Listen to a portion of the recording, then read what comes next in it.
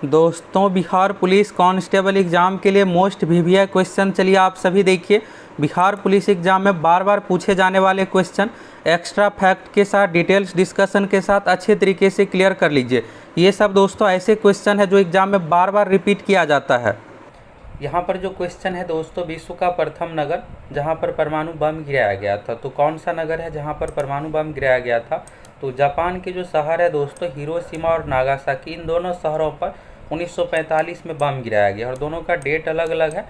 6 अगस्त 1945 को हिरोशिमा पर गिराया गया था और 9 अगस्त को नागासाकी पर। तो क्वेश्चन के अनुसार इसका सही आंसर जो हो जाएगा हिरोशिमा हो जाएगा। आपको डेट के साथ याद रखना है। बिहार पुलिस दरोगा एग्जाम में अलग अलग तरीके से ये कई बार क्वेश्चन पूछा गया, जिसमें कई बार बम का नाम डेट पूछ दिया जाता है, पहला शहर दूसरा शहर, इस तरह से। नागासाकी पर जो गिराया गया 9 अगस्त को, और ये दोनों जो शहर है जापान का ही शहर है। परमाणु बम गिराया गया था और इसमें जो प्रयोग हुआ था हिरोशिमा पर 6 अगस्त 1945 को जो गिराया गया था, इसमें यूरेनियम का प्रयोग हुआ था। तो डेट के साथ आप याद कर लीजिएगा। तो चलिए इसका सही आंसर हो गया हिरोशिमा। अब चलिए अगला क्वेश्चन आप सभी देखिए। अगला है, निम्नलिखित में से कौन सा एक प्राकृतिक पारितंत्र नहीं है? ये दोस्तों अलग अलग तरीके से, कई बार कृत्रिम, प्राकृतिक, अलग अलग तरीके से कई बार दरोगा बिहार पुलिस अलग अलग परीक्षाओं में पूछा गया है। तो इसको आप अच्छे से क्लियर कर लीजिए और यहाँ पर चारों ऑप्शन को पहले तो आप देख लीजिए। एक और ज़रूरी सूचना दोस्तों आप लोगों के लिए, अभी आप देखिएगा तो बिहार पुलिस में बहुत ही कम समय बचा हुआ है। तो आप लोगों का ये रिक्वेस्ट था कि एक ऐसा कोर्स लेकर आइए जिसमें हम 34-35 दिन में पूरी तैयारी, यानी सब कुछ तैयारी हो जाए और हम आसानी से 70+ स्कोर कर पाए। तो आप लोगों की रिक्वेस्ट पर दोस्तों सिलेक्शन वाला एक बैच लेकर आए हैं और आप सभी इस बैच के साथ जुड़ सकते हैं। स्पेशल कोर्स है, इस कोर्स का फ़ी बहुत ही कम रखा गया है। ये नहीं है कि फ़ी के कारण से आप सभी ज्वाइन नहीं कर पाइएगा, फ़ी बहुत कम रखा गया है। तो एक बार आप सभी एप्लीकेशन से जुड़ करके देख लीजिए। सक्सेस प्लैनेट एप्लीकेशन पर कोर्स है और आप लोगों को एग्ज़ाम में देखिएगा तो लगभग 1 महीने का समय है, 35-40 दिन का समय है। तो इतनी बेहतरीन तैयारी हो जाएगी कि आसानी से आपका रिजल्ट हो जाएगा।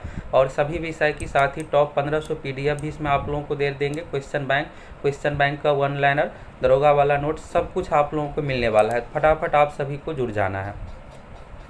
अगला यहाँ पर देखिएगा, निम्नलिखित में से कौन सा एक प्राकृतिक पारितंत्र नहीं है? तो देखिए चीज़ें जो होता है दोस्तों दो तरह की, एक होता है प्राकृतिक, दूसरा होता है कृत्रिम। प्राकृतिक का मतलब होता है जो प्रकृति यानी भगवान बनाया है, कृत्रिम का मतलब होता है मानव बनाया है। तो प्राकृतिक पारितंत्र नहीं है। इसमें से देखिएगा वन, नदी, रेगिस्तान, ये तीनों चीज़ क्या है? भगवान के द्वारा बनाया गया, मनुष्य तो बनाया नहीं है। वन, नदी, रेगिस्तान।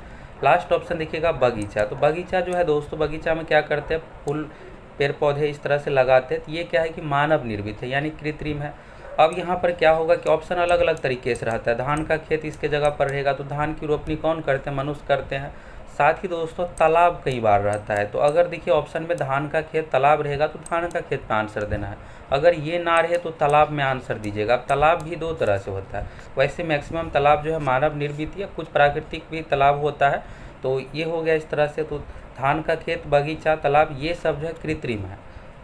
दरोगा पीटी में पिछली बार ये तालाब से रिलेटेड पूछा गया था कि कौन सा कृत्रिम पारितंत्र है। तो ये क्लियर हो गया यहाँ से। प्राकृतिक मतलब जो भगवान बनाया है, कृत्रिम मतलब जो मनुष्य बनाया है। तो यहाँ से ऑप्शन से आपको इसका आंसर बगीचा हो जाएगा। अगला है, निम्नलिखित में से कौन सा खाद्य फसल नहीं है?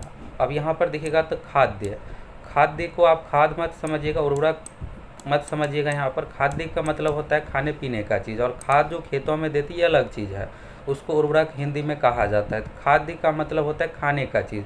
तो खाद्य फसल में जो है दोस्तों चावल, गेहूँ और मकई, तीनों चीज़ है। लेकिन चाय क्या है कि चाय, आप सोच रहे होंगे कि चाय भी तो यहाँ पर यूज ही करते हैं मनुष्य। तो चाय जो है पेय पदार्थ के अंतर्गत है। चाय कॉफ़ी क्या है? पेय है, यानी हम लोग पीते हैं। बाकी चावल, गेहूँ, मकई इसको खाते हैं भोजन के रूप में। चावल का इस तरह से हो गया भात, गेहूँ का रोटी, मकई का रोटी, ये सब इस तरह से। ये क्लियर हो गया। साथ ही चाय से रिलेटेड आप ये भी याद रखिएगा कि चाय उत्पादन में अग्रणी राज्य यानी पहले स्थान पर जो है असम है, और चाय का सबसे अच्छा जो किस्म है दार्जिलिंग का चाय है। और कॉफ़ी उत्पादन में अग्रणी राज्य कर्नाटक है। दोनों पूछा जाता है। चाय कॉफ़ी पेय पदार्थ है। अगला है, समुद्री घोड़ा किसके अंतर्गत है? ये सब क्वेश्चन दोस्तों ऐसे ही क्वेश्चन आपके लिए लेकर आए हैं जो एग्जाम के लिए भी आए, यानी परीक्षा में आएगा ही आएगा, और जो आप लोगों को डिस्कशन करा रहे हैं उससे रिलेटेड भी आएगा एग्जाम में। तो समुद्री घोड़ा जो है ये मत्स्य के अंतर्गत है। तो ये टॉपिक आप लोगों को बायोलॉजी में मिल चुका है। यहाँ पर आप लोगों को 4 से 5 जो भी टाइप है, एम्फीबिया, सरीसृप, के अंतर्गत कौन सा है, कोर डेटा के अंतर्गत कौन सा है, ये इसका वीडियो भी आप लोगों को देने वाले हैं। तो बायोलॉजी में आप सभी इसको देख लीजिएगा। दरोगा, बिहार पुलिस, CSBC, BPSSC आयोग का ये फेवरेट टॉपिक है। यहाँ से एक क्वेश्चन हर बार पूछा ही जाता है, पूछ दिया जाएगा कि एम्फीबियंस का उदाहरण कौन सा है, सरीसृप का कौन सा है, मनुष्य किसके अंतर्गत है, ये सब पूछा जाता है। आप लोगों को जो टॉप 1500 PDF मिला है उसमें ये सब आप लोगों को दे दिए हैं। अब यहाँ पर करेंट अफेयर से रिलेटेड क्वेश्चन, अब ये देखिएगा तो आज से 1.5 साल 2 साल पहले, कब आप सोच रहे होंगे कि एक ही साल का पूछा जाता है, तो ऐसा नहीं है। कुछ ऐसे भी करेंट अफेयर्स होते हैं दोस्तों जो 2-2 ढाई साल तक पिछला भी पूछा जाता है। अब इसका पूछने का रीज़न है, यहाँ पर देखिएगा तो भारतीय ओलंपियन नीरज चोपड़ा ने कितने मीटर की दूरी को थ्रो करके स्वर्ण पदक जीता। तो आप सभी को पता होगा कितने ज़्यादा ये न्यूज में रहा है। टोक्यो ओलंपिक 2020 वाला जो आयोजन हुआ है 2021 में, कोरोना के कारण से 2020 में इसका आयोजन नहीं हुआ था। तो 2021 में जो हुआ है टोक्यो यानी जापान की राजधानी टोक्यो में इसका आयोजन हुआ है। और अगला 2024 का कहाँ होगा, फ्रांस की राजधानी पेरिस में। तो ये भी याद रखना है। इसमें भारत को जो गोल्ड मेडल मिला था दोस्तों एक, इसके बाद देखिएगा आप यहाँ पर मेडल भी पूछा जाएगा। 2 मिला है सिल्वर मेडल यानी कि रजत, 1 हो गया स्वर्ण, 2 रजत, और 3 यहाँ पर 4 जो है ब्रॉन्ज मिला है यानी कि कांसा यहाँ पर मिला है। तो इस तरह से टोटल मेडल जो मिला है 7 मेडल मिला है, जिसमें से 1 यहाँ पर गोल्ड है, 2 यहाँ पर सिल्वर है और 4 ब्रॉन्ज है। तो नीरज चोपड़ा को जो गोल्ड मेडल मिला है दोस्तों भाला फेंक से संबंधित, और भाला फेंक में कितना दूरी फेंका था, तो ये दूरी भी आपसे पूछा जाएगा। तो इसको आपको अच्छे से रट लेना है। यहाँ पर 87.58 मीटर होगा, ये आप अच्छे से इसको याद रख लीजिएगा। 87.58 मीटर यानी 87.5। तो ऐसा ऑप्शन आपको एक ही देखने को मिलेगा। 87 भी आपको याद रहेगा तभी बना लीजिएगा, लेकिन एक्यूरेट वैल्यू के साथ याद रखिएगा तो बेहतर रहेगा। अगला है संयुक्त राष्ट्र संघ का महासचिव कौन है। तो संयुक्त राष्ट्र संघ का महासचिव से रिलेटेड ये क्वेश्चन है। संयुक्त राष्ट्र संघ यानी यूएनओ का स्थापना देखिएगा तो 24 अक्टूबर 1945, और इसके महासचिव भी वर्तमान में एंटोनियो गुतरेस। ये पुर्तगाल देश के रहने वाले, देश का नाम भी पूछा जाता है। अगला है महाविभास के लेखक कौन है। तो महाविभास के जो लेखक है दोस्तों वसुमित्र है, वसुमित्र इसका आंसर हो जाएगा। अगला देखिएगा बेकिंग सोडा है, बेकिंग सोडा है सोडियम, यहाँ पर आपको कार्बोनेट बाइकार्बोनेट में से आपको चूज करना है। तो ये देखिएगा तो पिछली बार फायरमैन एग्जाम में पूछा हुआ क्वेश्चन है। तो बेकिंग सोडा जो कहा जाता है खाने वाला सोडा, और इसका रासायनिक सूत्र जो होता है NaHCO3 होता है, यानी सोडियम बाइकार्बोनेट होता है। बाइकार्बोनेट आंसर हो जाएगा। और धोने वाला सोडा का होता है दोस्तों sodium carbonate, Na2CO3 × 10H2O। Sodium carbonate हो गया धोने वाला सोडा, जिसको कपड़ा में धोने के लिए प्रयोग करते हैं। बेकिंग सोडा खाना में प्रयोग किया जाता है। अगर आपको कोई भी पकवान बनाना है तो उसमें जो सोडा मिलाते हैं तो यही बेकिंग सोडा होता है। अगला है यहाँ पर कार्बन देखिएगा तो C यहाँ पर 14 है, और इसके बाद नाइट्रोजन N14 उदाहरण है।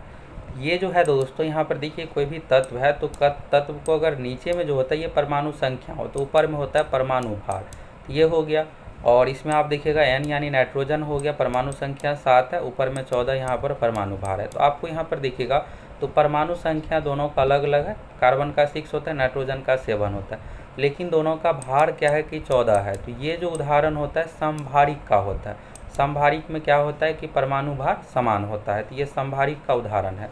तो ये सब आपको देख करके जाना है। समस्थानिक, समभारिक, सम इलेक्ट्रॉनिक, ये पूछा जाता है एग्जाम में, एक क्वेश्चन यहाँ से आएगा। तो ये सब आप लोगों को वीडियो नोट्स सारा कुछ मिल ही चुका है, और आप लोगों को वीडियो भी एप्लीकेशन पर इसका 1-2 दिनों में मिल जाएगा ये सब टॉपिक का। तो आप सभी अच्छे से कंप्लीट करके जाइएगा, जिससे आपको कोई भी क्वेश्चन ना छूटे। अगला है जनगणना 2011 के अनुसार बिहार का लिंगानुपात क्या थी। अब बिहार जीके से रिलेटेड क्वेश्चन दोस्तों अगर 3 से 4 क्वेश्चन आता है, 2 से 3 क्वेश्चन आपको बिहार की जनगणना से रिलेटेड ही देखने को मिलेगा, जिसमें बिहार का साक्षरता दर, लिंगानुपात, जनसंख्या घनत्व, यही सब पूछा जाता है। तो बिहार में जो लिंगानुपात है दोस्तों 916 नहीं है, 918। इसको कैसे याद रखिएगा, ध्यान ये रखिएगा कि 18 साल क्या है, यहाँ पर देखिएगा बिहार पुलिस या कोई भी जॉब या फिर वोट देने के लिए मिनिमम एज का जो कंडीशन 18 साल, 18 साल से पहले नाबालिग कहलाता है, और 18 साल बालिग। तो इसमें 918 होता है, 916 नहीं होता है। और बाल लिंगानुपात यानी कि शिशु लिंगानुपात, शिशु लिंगानुपात में 0 से 6 ईयर को काउंट किया जाता है। ये भी बिहार पुलिस में पूछा गया था, शिशु लिंगानुपात में कितना उम्र काउंट होता है, 0 से 6 साल। तो ये जो है दोस्तों 935 है शिशु लिंगानुपात, और 918 हो गया लिंगानुपात। अगला है यहाँ पर संज्ञा शब्द जहर में इला प्रत्यय जोड़ने से कौन सा विशेषण बनेगा। प्रत्यय जो होता है लास्ट में जुड़ता है, उपसर्ग होता है शुरू में। तो यहाँ पर देखिएगा जहर है तो जहर में इला जोड़िएगा तो ई हो गया ला, तो जहरीला हो जाएगा। तो जो कि दिया हुआ है बी ऑप्शन में जहरीला इसका आंसर हो जाएगा। ये सब वीडियो आप लोगों को मिल चुका है, इसको आप अच्छे तरीके से क्लियर कर लीजिएगा, प्रत्यय वाला टॉपिक, उपसर्ग वाला टॉपिक। अगला है फणीश्वर नाथ रेणु द्वारा रचित है। तो यहाँ पर देखिएगा पहले नंबर पर है सूखी नदी का पुल, तो ये जो है रामधारी सिंह दिनकर द्वारा रचित है। इसके बाद है लाल पानी का बेगम, तो लाल पानी का बेगम है फणीश्वर नाथ रेणु द्वारा रचित है, ये सही आंसर हो जाएगा। अगला यहाँ पर देखिएगा आप दो बैलों की कथा, तो दो बैलों की कथा के जो लेखक है प्रेमचंद है, जिसमें हीरा मोती के बारे में है, बैलों से रिलेटेड। इसके बाद है उसने कहा था, तो उसने कहा था कि जो लेखक है दोस्तों चंद्रधर शर्मा गुलेरी, चंद्रधर शर्मा गुलेरी उसने कहा था कि लेखक है। इस तरह से हो गया इसका सही आंसर लाल पानी का बेगम फणीश्वर नाथ रेणु, बिहार से ही रिलेटेड है कवि। अगला यहाँ पर देखिएगा निम्नलिखित में से कौन सा शब्द कमल का पर्यायवाची है। यहाँ पर जो दिया हुआ है जलद आपको लग रहा होगा, तो पंकज कमल का जो पर्यायवाची होता है दोस्तों जलद नहीं होता है, जलज होता है। अगर जलज रहता तो होता, तो जलद नहीं होगा। इसके बाद कमल का पर्यायवाची शब्द है पंकज, नीरज, अरविंद, सरोज, तो अरविंद यहाँ पर है, तो अरविंद इसका आंसर हो जाएगा। अगला है बिहार राज्य के प्रथम मुख्यमंत्री कौन थे। तो बिहार राज्य के प्रथम मुख्यमंत्री थे श्री कृष्ण सिंह, वर्तमान में नीतीश कुमार मुख्यमंत्री है। वर्तमान में राज्यपाल भी आपको याद रखना राजेंद्र आर्लेकर राज्यपाल है। प्रथम राज्यपाल थे जयराम दास दौलतराम। प्रथम मुख्यमंत्री कृष्ण सिंह, प्रथम राज्यपाल जयराम दास दौलतराम। वर्तमान में मुख्यमंत्री नीतीश कुमार है और वर्तमान राज्यपाल है राजेंद्र आर्लेकर। राजेंद्र आर्लेकर ये नाम आप जरूर याद रखिएगा, ये एग्जाम में आएगा। बिहार के अभी वर्तमान में राज्यपाल कौन है, तो राजेंद्र आर्लेकर है। अगला है सिकंदर महान ने किस वर्ष भारत पर आक्रमण किया था। तो सिकंदर से रिलेटेड है, तो यहाँ पर देखिएगा 326 ईसा पूर्व। ईसा पूर्व को ही दोस्तों BC कहा जाता है और ईस्वी को कहा जाता है AD। तो AD मतलब समझिएगा ईस्वी, जैसे अभी 2021 ईस्वी चल रहा है, सॉरी 2023 चल रहा है, और 326 यहाँ पर BC हो गया, ईसा पूर्व को कहा जाता है। तो इस तरह से हो गया। 15 का जो सही आंसर हो जाएगा दोस्तों C ऑप्शन 326 ईसा पूर्व। अगला यहाँ पर देखिएगा जातिवाचक संज्ञा से भाववाचक संज्ञा के निर्माण का सही उदाहरण है। तो जातिवाचक से भाववाचक, अब देखिए जातिवाचक जैसे हुआ क्या, अब गंगा की बात करिएगा दोस्तों, तो गंगा एक नदी का नाम है, तो ये जो है व्यक्तिवाचक है। लेकिन यहीं पर नदी का प्रयोग कीजिएगा तो नदी क्या हो गया कि एक जातिवाचक, पूरे नदी में जितने भी गंगा यमुना सरस्वती जितने भी तरह की नदी है सभी आ गया। इसी तरह से बात करते हैं मनुष्य, तो मनुष्य यहाँ पर क्या है जातिवाचक है, लेकिन किसी एक व्यक्ति का नाम राम मोहन सोहन कहिएगा ये क्या हो जाता है व्यक्तिवाचक हो जाता है। तो यहाँ पर लड़का है, तो लड़का जो है दोस्तों जातिवाचक है, लेकिन लड़का में अगर कोई राम है, श्याम है, इस तरह से नाम है तो वो हो जाएगा व्यक्तिवाचक। और लड़का से लड़कपन यहाँ पर बन गया है। इसी तरह से बूढ़ा से बुढ़ापा एक अवस्था हो गया, भाववाचक का उदाहरण होता है। तो ये लड़कपन जो क्या हो गया भाववाचक हो गया, लड़का जातिवाचक, तो ये वाला सही आंसर हो। बाकी सभी देखिएगा तो है ही नहीं उस तरह का।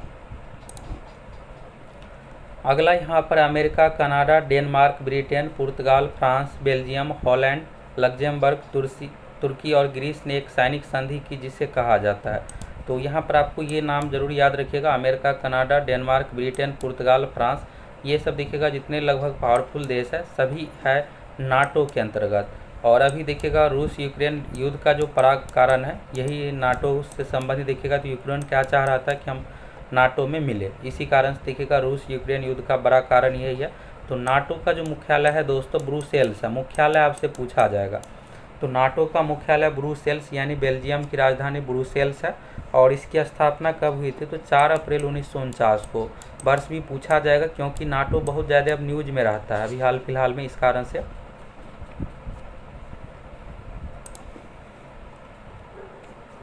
अगला है यदि एक घन की प्रत्येक भुजा को 50% बढ़ा दिया जाए तो उसके पृष्ठीय क्षेत्रफल में। अब क्षेत्रफल है दोस्तों यहाँ पर भुजा है घन का, तो घन में यहाँ पर ये नहीं समझना है कि घन का क्षेत्रफल का अलग यहाँ पर लगेगा। ये जो सूत्र होता है x प्लस वाई वाला वहाँ पर लगता है जहाँ पर दो चीज़ों में वृद्धि हुए। जैसे यहाँ पर क्षेत्रफल हो गया तो क्षेत्रफल हमेशा दो चीज़ों पर निकलता है, ये वाला जो सूत्र लगाते हैं x plus y plus x गुने वाई बट्टा x। तो ये वीडियो आप लोगों को एप्लीकेशन पर मिला हुआ, आप सभी देख लीजिएगा। तो यहाँ पर देखिएगा 50% वृद्धि है, कमी रहता है या फिर वृद्धि अलग अलग रहता है, तो यहाँ पर चिन्ह के साथ लिखते हैं। तो x के जगह पर 50 लिखिए, और अगर कमी दिया हुआ है 20% तो y के जगह पर -20 इस तरह से करके इस पर बैठाना पड़ता है।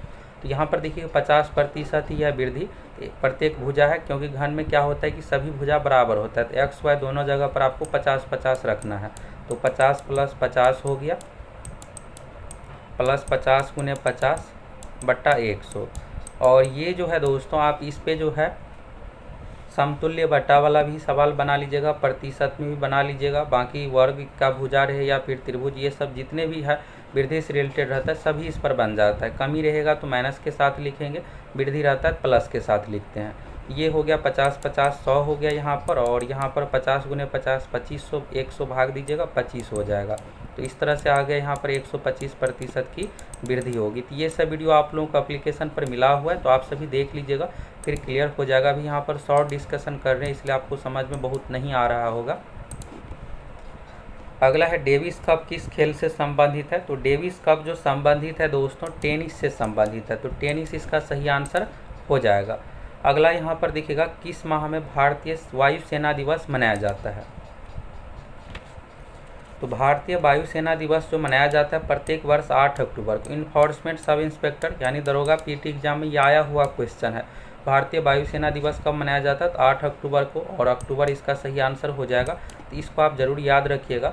और देखिएगा दोस्तों, तो अभी बिहार पुलिस के लिए आपके पास बहुत समय नहीं है, अभी आपको सीमित चीज़ पढ़ना है, जहाँ जहाँ से ज़्यादा क्वेश्चन आता है। तो हम आप लोगों को देखिएगा, तो जो कोर्स है इसमें आप लोगों को जितने भी टॉपिक है सभी का मिल चुका है।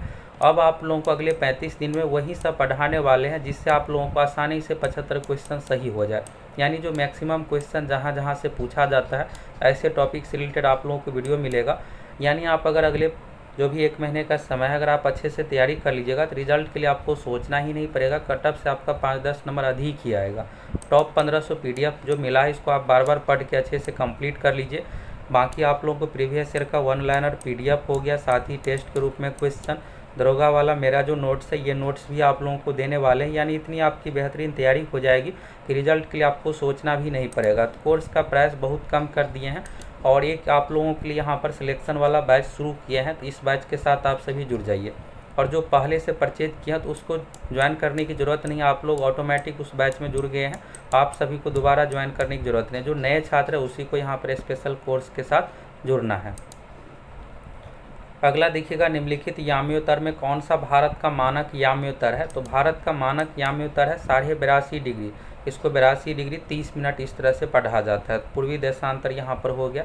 और यही सेम क्वेश्चन अभी देखिएगा तो 16 जुलाई को दरोगा पीटी में ये पूछा हुआ क्वेश्चन है। तो आप देख सकते हैं, हम आप लोगों को जो भी कराते हैं दोस्तों इंपॉर्टेंट क्वेश्चन ही करवाते हैं। ये ईस्ट डायरेक्शन आपको याद रखना है, पूर्व पश्चिम इस तरह से दिया हुआ रहता है ऑप्शन। अगला है सामाजिक मूल्यों को आत्मसात कराने की प्रक्रिया को कहते हैं। तो ये जो कहा जाता है इसका सही आंसर हो जाएगा समाजीकरण। अगला है किस प्रस्तों के एक टूटते हुए बैंक पर बाद की तिथि को चेक के रूप में किसने वर्णित किया था। तो ये जो कहा था दोस्तों एक डूबते हुए बैंक का चेक कहा था MK गांधी। कई बार क्या रहता है कि शॉर्ट में दिया हुआ है, तो गांधी जी का ही नाम मोहनदास करमचंद गांधी का ही यहाँ पर शॉर्ट नाम महात्मा गांधी का MK गांधी रहता है। तो ये नहीं आप सोचिएगा कि कोई और ऑप्शन यहाँ पर दे दिया गया, गांधी जी का ही नाम है, तो महात्मा गांधी इसका सही आंसर हो जाएगा। अगला देखिएगा दोस्तों, तो यहाँ पर ये तो क्लियर हो गया। चलिए अब अगला क्वेश्चन देखिए, जिमैक्स यानी जैमेक्स संयुक्त नौसेना अभ्यास है। तो देखिए युद्ध अभ्यास से रिलेटेड भी करेंट अफेयर्स में एक क्वेश्चन पूछा जाता है। तो इसमें आप लोगों को 6 से 7 कंप्लीट करना है, और इसके बारे में आप सभी को बताए हैं, नोट्स आप लोगों को मिल चुका है, तो आप इसको अच्छे से कंप्लीट कर लीजिएगा। बाकी यूट्यूब पर भी इससे रिलेटेड आप लोगों को वीडियो देने वाले हैं करेंट अफेयर्स का। तो जैमेक्स जो युद्ध अभ्यास है दोस्तों, यहाँ पर देखिएगा जैसे जापान ऐसे इंडिया, तो इंडिया से रिलेटेड है। इसके बाद हो गया मिलिट्री एक्सरसाइज, इस तरह से हो गया। तो भारत एवं जापान के बीच में है, तो ये नाम से रिलेटेड ही है, तो भारत जापान इसका सही आंसर हो जाएगा। अब चलिए अगला क्वेश्चन यहाँ पर देखिएगा, राजराजेश्वर मंदिर कहाँ स्थित है।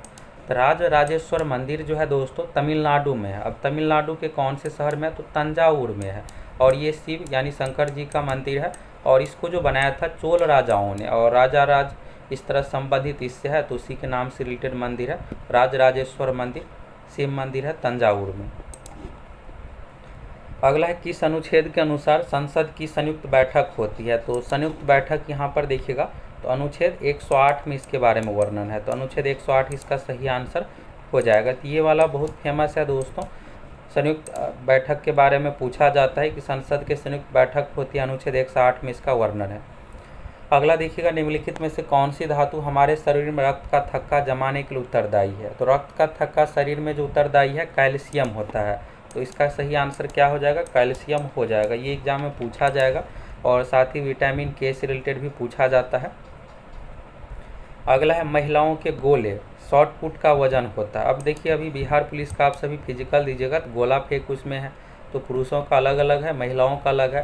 तो ये दोस्तों पिछली बार 2021 दरोगा पीटी में पूछा हुआ क्वेश्चन है, तो बिहार पुलिस में भी पूछा जा सकता है, तो इसको आप जरूर याद रखिएगा।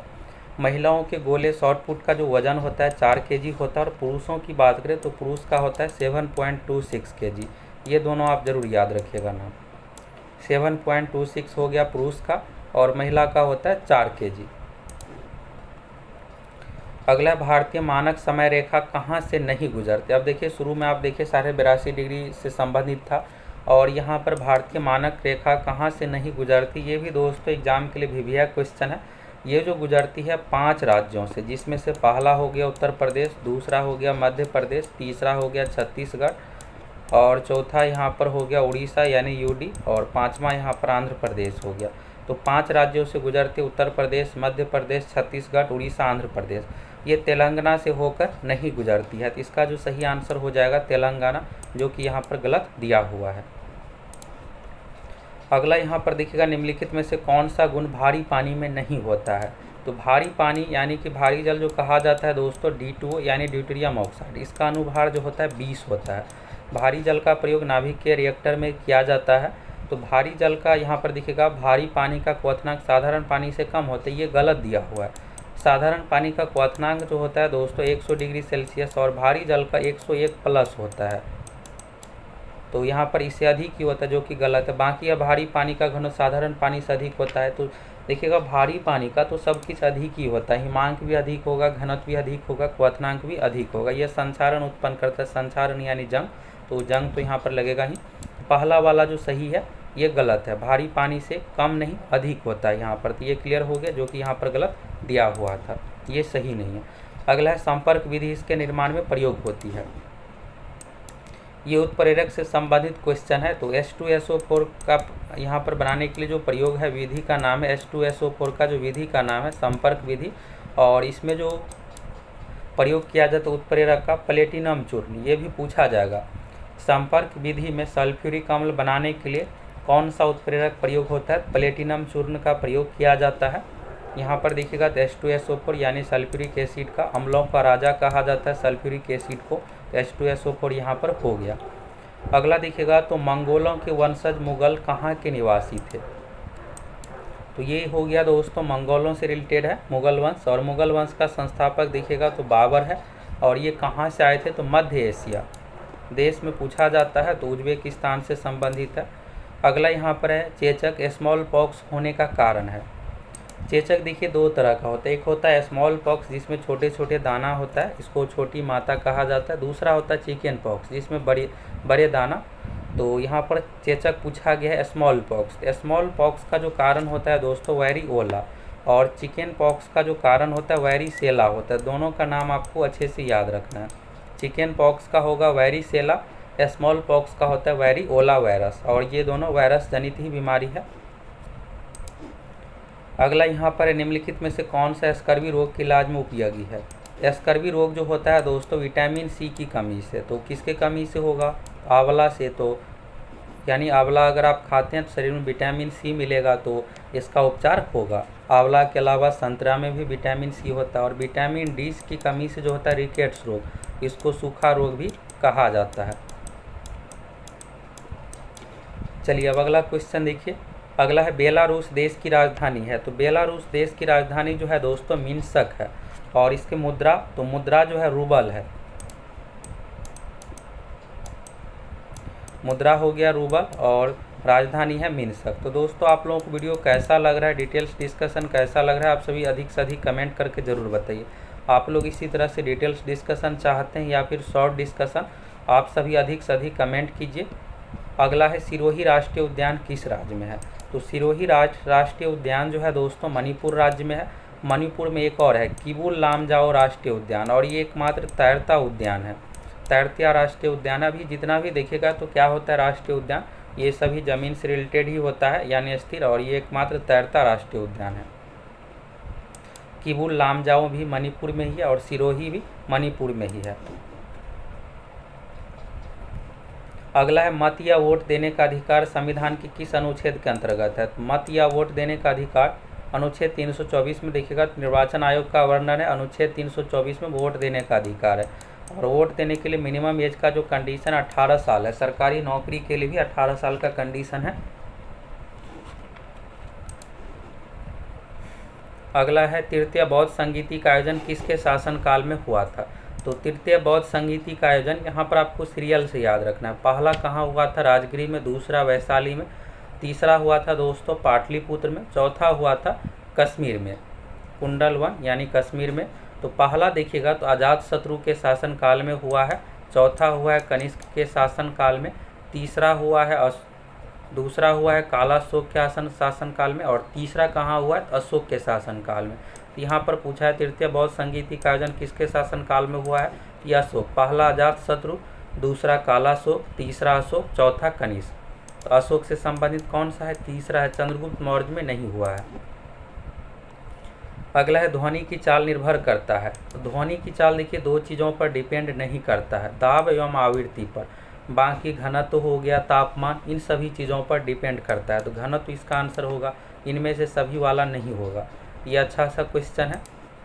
अगला है एज यू लाइक इट पुस्तक के लेखक कौन है। तो एज यू लाइक इट पुस्तक के लेखक जो है विलियम शेक्सपियर। एग्जाम में यह आ सकता है क्वेश्चन, भी क्वेश्चन है। अगला है भारत का महान वृद्ध व्यक्ति किसे कहा गया है। तो भारत का महान वृद्ध व्यक्ति दादा भाई नौरोजी को कहा गया है। Grand old man of India भी इसको कहा जाता है।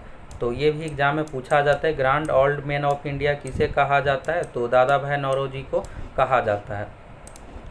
अगला देखिएगा भारत में प्रांतीय स्वायत्तता शुरू की गई थी। तो देखिए दोस्तों यहाँ पर आज़ादी जो मिला है 1947 में, लेकिन 1935 में क्या हुआ था कि यहाँ पर ये रूल आया था भारत सरकार अधिनियम से कि राज्यों में सरकार का गठन हो सकता है। तो इसी के बाद देखिएगा बिहार में भी, तो उस समय क्या था कि मुख्यमंत्री का पद नहीं था, प्रधानमंत्री का पद होता था 1935 में। उस समय 11 राज्यों में सरकार का यहाँ पर गठन किया गया था। तो भारत सरकार अधिनियम 1935 द्वारा प्रांतीय स्वायत्तता शुरू किए गए थे, यानी प्रांत में तो अलग अलग राज्यों में यहाँ पर स्वायत्तता दिया गया था, लेकिन पूरे देश स्तर पर नहीं। तो भारत सरकार अधिनियम 1935 हो जाएगा। और जो नया कानून है दोस्तों संविधान, तो भारत सरकार अधिनियम 1935 का ही देखिएगा तो बहुत सारे चीज़ इसमें लिया गया है। अगला यहाँ पर किसने सोचा था कि प्रथम बौद्धवादी काउंसिल राजगृह में ही होना चाहिए। तो प्रथम यानी बौद्ध धर्म से संबंधित जो सम्मेलन है राजगृह में, तो ये जो है दोस्तों आप सभी शुरू में ही देखे हैं, ये अजातशत्रु से रिलेटेड। इससे पहले भी क्वेश्चन आया था, पहला अजातशत्रु के शासनकाल में, दूसरा कालाशोक, तीसरा अशोक, चौथा कनिष्क। तो अजातशत्रु इसका सही आंसर हो जाएगा।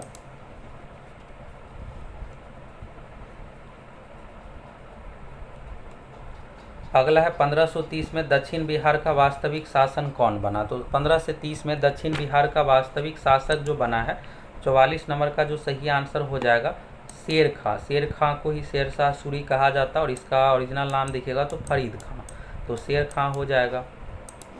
शेर शाह का मकबरा कहाँ है, तो सासाराम में, बिहार के रोहतास जिला में सासाराम जगह पर है।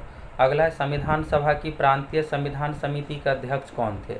तो प्रांतीय संविधान, प्रांतीय देखिएगा यहाँ पर, तो प्रांतीय यानी जितने भी अलग अलग उस समय राजाओं का शासन था, तो सभी को एक देश यानी भारत के अंदर लाना था। तो ये जो जिम्मेदारी दिया गया था सरदार वल्लभ भाई पटेल को। तो प्रांतीय संविधान समिति का अध्यक्ष कौन थे, सरदार वल्लभ भाई पटेल। अगला यहाँ पर है भारतमाला परियोजना का मुख्य केंद्र है। तो देखिए भारतमाला परियोजना का मुख्य केंद्र यही है। यहाँ पर देखिएगा तो इसका मेन मोटिव है दोस्तों बंदरगाहों, नेशनल हाईवे, इन सभी को एक साथ कनेक्ट करना है। तो माल ढुलाई एवं यात्रियों की गति की दक्षता का अनुकूलन, ये सही आंसर हो जाएगा ऑप्शन के अनुसार। बाकी अगर बंदरगाह वाला ऑप्शन आए तो बंदरगाह वाला ऑप्शन आपको आंसर देना है। अगला यहाँ पर है ट्राइग्लिसराइड क्या है। तो ट्राइग्लिसराइड क्या है आप सभी बताइए। ट्राइग्लिसराइड क्या है। तो ट्राइग्लिसराइड जो होता है दोस्तों ये कोलेस्ट्रॉल के अंतर्गत ही है। कोलेस्ट्रॉल में 3 चीज़ें होता है। पहला होता है HDL यानी अच्छा वाला कोलेस्ट्रॉल, दूसरा होता है LDL, तीसरा होता है ट्राइग्लिसराइड। ट्राइग्लिसराइड को एक तरह से आप चर्बी समझिए, फैट समझिए, ये शरीर में जमा होता है। तो ये जो है दोस्तों वसा है, फैट पूरी तरह से है, इसमें प्रोटीन कार्बोहाइड्रेट ये सब कुछ भी नहीं है और ये शरीर के लिए बहुत ही हानिकारक होता है। ट्राइग्लिसराइड का लेवल शरीर में नहीं बढ़ना चाहिए। तो ये हो गया यहाँ पर वसा का उदाहरण है। चलिए अब अगला क्वेश्चन देखिए। आज़ादी के बाद भाषा के आधार पर भारत के राज्यों का पुनर्गठन किस वर्ष हुआ। आज़ादी के बाद भाषा के आधार पर भारत के राज्यों का पुनर्गठन जो हुआ है दोस्तों 1956 में राज्य पुनर्गठन आयोग का गठन किया गया था। लेकिन भाषा के आधार पर पहला राज्य 1953 में कौन बना है, तो आंध्र प्रदेश बना है। और 1956 में यहाँ पर पुनर्गठन आयोग का गठन हुआ है। तो 1956 इसका आंसर होगा। और ये भी पूछा जाता है कि पहला राज्य कौन सा बना है, तो 1953 में आंध्र प्रदेश राज्य बना है। अब यहाँ पर मैथ का क्वेश्चन है, नॉर्मल क्वेश्चन। इसका आंसर बताइए क्या होगा। 1 से 50 के बीच में कितनी अभाज्य संख्याएँ आती है। और आप सभी दोस्तों कमेंट नहीं करते हैं, अधिक से अधिक कमेंट कीजिए आप लोगों को वीडियो कैसा लगता है। बाकी आप लोग डिटेल्स डिस्कशन चाहते हैं या शॉर्ट डिस्कशन, देखिए डिटेल्स डिस्कशन आप लोगों को करवाते हैं जिससे आपको मैक्सिमम चीज़ों के बारे में पता चले। अगर आप पहले से जानते हैं तो उसका रिवीजन हो जाए और आपको एग्जाम में क्वेश्चन गलत ना हो, इसलिए हम आप लोगों के लिए डिटेल्स डिस्कशन लेकर आते हैं। तो इसलिए आप सभी वीडियो को अधिक से अधिक लाइक कीजिए, कमेंट करके बताइए आप लोगों को वीडियो कैसा लग रहा है।